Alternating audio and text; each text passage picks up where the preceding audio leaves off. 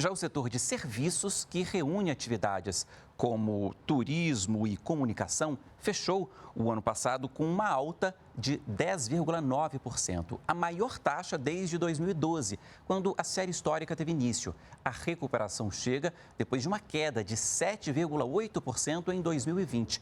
Todos os estados e o Distrito Federal tiveram um aumento no volume de serviços no ano passado. Bom, quem explica os motivos dessa alta para a gente é o nosso comentarista de política e economia, Ricardo Caldas, já está aqui com a gente. Boa noite, professor. A gente falava ontem, do setor de comércio varejista, do desempenho do setor, e fala hoje do desempenho do setor de serviços, que subiu quase 11% em 2021, depois de uma queda de quase 8% em 2020. O que explica essa virada aí, professor? Boa noite, Paulo. Boa noite a todos que estão nos assistindo. Então, realmente, você colocou muito bem. Foi um ano de virada para o setor de turismo. Ele teve um péssimo desempenho em 2020, em virtude dos fechamentos, dos lockdowns, porque muitos setores de serviços dependem da presença para serem consumidos. É o caso de bares, restaurantes e cafés que as pessoas têm que ir. Se há um lockdown, isso acaba desestruturando toda a cadeia produtiva.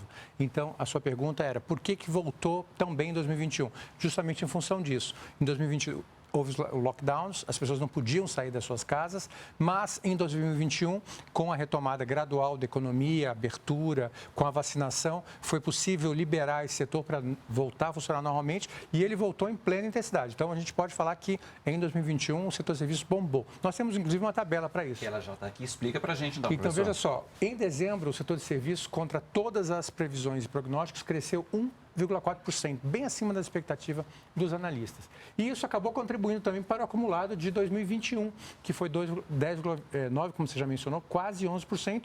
É um recorde e não há nenhuma dúvida, Paulo, que em 2021 o setor de serviços foi quem puxou o crescimento econômico em 2021, ao contrário do que aconteceu em 2020, quando o setor agropecuário foi quem puxou. Em ambos os casos, tanto em 2020 quanto em 2021, foram muito ajudados pelo crescimento das exportações. No caso de serviços em particular, o destaque do ano passado foi o setor de turismo, também muito afetado em 2020 com a Covid, caiu mais de um terço e agora ele se recuperou em parte, não totalmente, em 2021, crescendo 21%.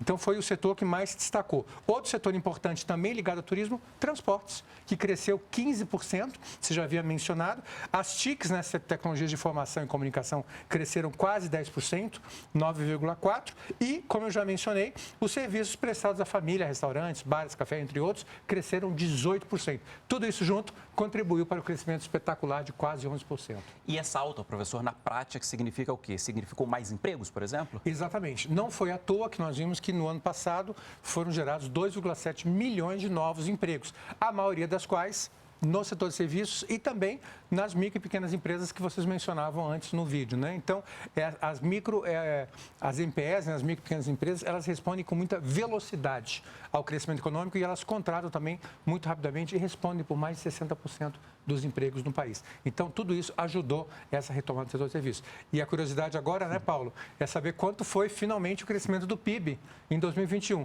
Mas para essa informação, o pessoal vai ter que esperar ainda um mês, porque ela só vai sair em março. A gente tem uma série de previsões, mas o número final sai em março, não é isso? A previsão é 4,5%. Está 4,5% que é o mercado e 5% a expectativa do governo. E eu acredito que vai ficar entre os dois. Ok, professor, obrigado. Amanhã tem mais. Até lá. Até amanhã.